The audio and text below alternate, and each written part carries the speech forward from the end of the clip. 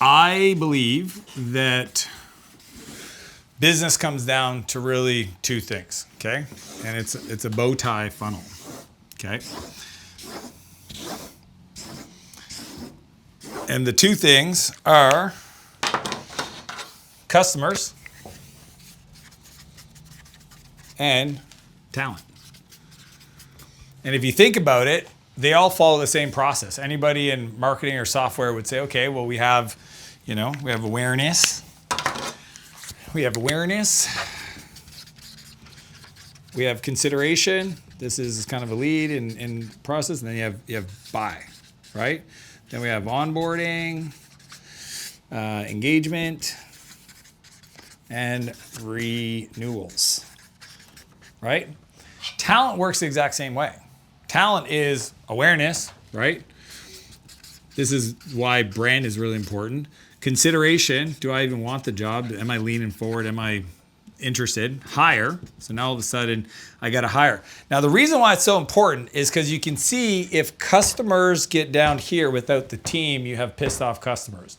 If you have a lot of talent and no customers, you have a business that's upside down. So it's really important to actually synchronize the capability of the team to be able to do both of these in a predictable way. Because if not, they get out of whack. One, you get pissed off, bad NPS or renewal scores. And then the other one, you have a business that bleeds because it's overstaffed for this team that's not there. So understanding how to build a talent pipeline, to me, is as important as a customer pipeline. And the data, and that's why you see the dashboard out there where it shows all the staff, the hiring, the time to hire.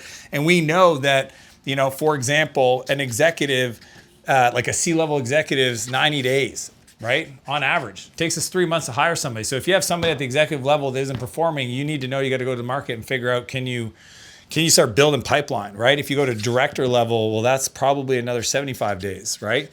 So it's like, if you have somebody that's not performing, I got to take 75 days. So like, to me, this is the sequencing of understanding. Before I have a problem, I got to go to the market and figure out what's there. Once I hire them, I have to onboard them, right? I have to also engage them, make sure that they're engaged in their business and developing. And then I have to make sure that I retain them, right? Because high turnover is very expensive. Some people don't realize that a hire costs you like 16 months of their salary.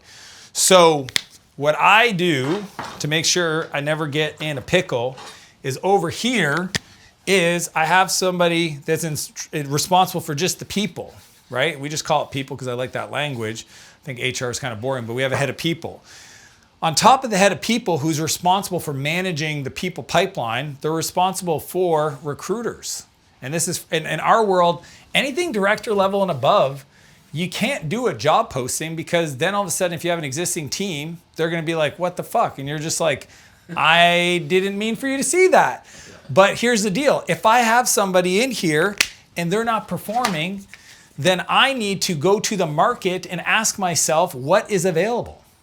And because I do that with my team, my head of people, I'm always evaluating my current team versus the potential team. I have a salary, I'm getting a result or I'm not getting a result. I go to the market, I see what the market's willing to do. This person's expectation is this. I have that budget.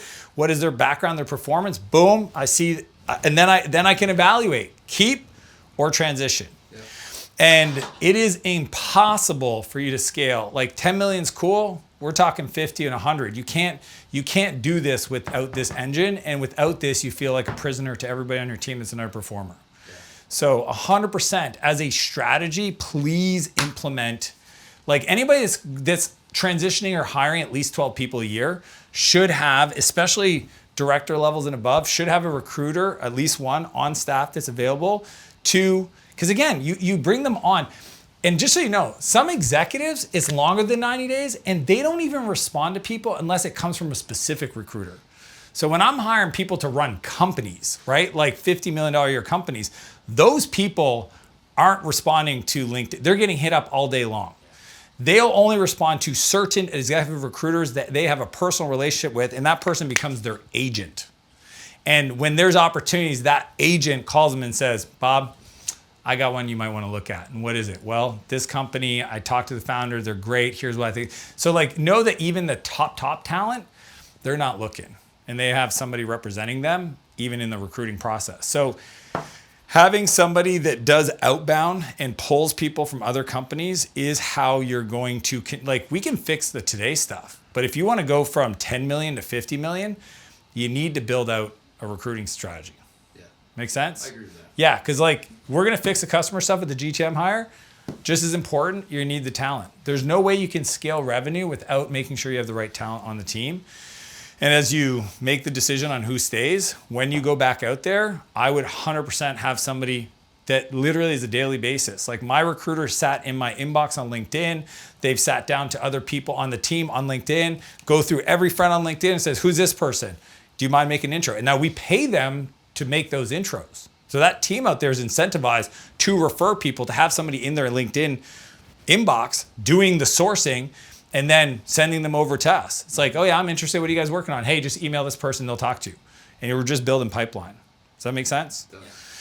We've been I don't want to sound defensive, but we've been reticent to do it because of revenue. Like, we don't have the cash to spend on that, but now we're hurting ourselves by not spending on it. This is the catch-22. Battle of But work out the economics. What part do you not have the money to spend on? Do you have a team? Yeah. Do you have underperformers?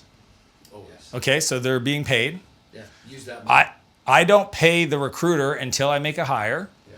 And I got 6 months to evaluate that hire until they have to find me somebody else if they don't work out. So if I'm paying somebody 100 grand, I might have to pay them 20, 25K.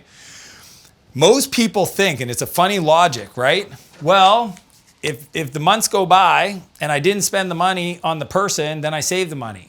No, you missed the money that you could have made. Right? If that person, and I don't hire people unless they make me money. So like the ROI analysis is an argument to how is this person going to make me money? So nobody should cost you money. The only reason they cost you money is because you allow people that are underperformers on your team. If you say, hey, I'm going to pay you X, I expect 10 times more value. Does that make sense? Yeah. Like the rate here. These guys have opportunities on the team because they make a lot of money for the team. If they don't make money for the team, they can't stay on the team. I can't stay on the team. I'm very clear about that. They know their numbers. Their compensation is based on that. Every hire is a revenue generating hire. And you have to figure out how to design it and define it. So like imagine an engineering team. Okay, your compensation is based on renewals. Why is my compensation based on renewals? Because you're the product people. I need you guys to manage the product. Well, they're going to start looking at the data to come to you with like, hey, I think we should do this, this, and this because of this data because I want to get my bonus. I want to get my structure. Software is the easiest company to create the infrastructure for metrics to make sure that people make you money.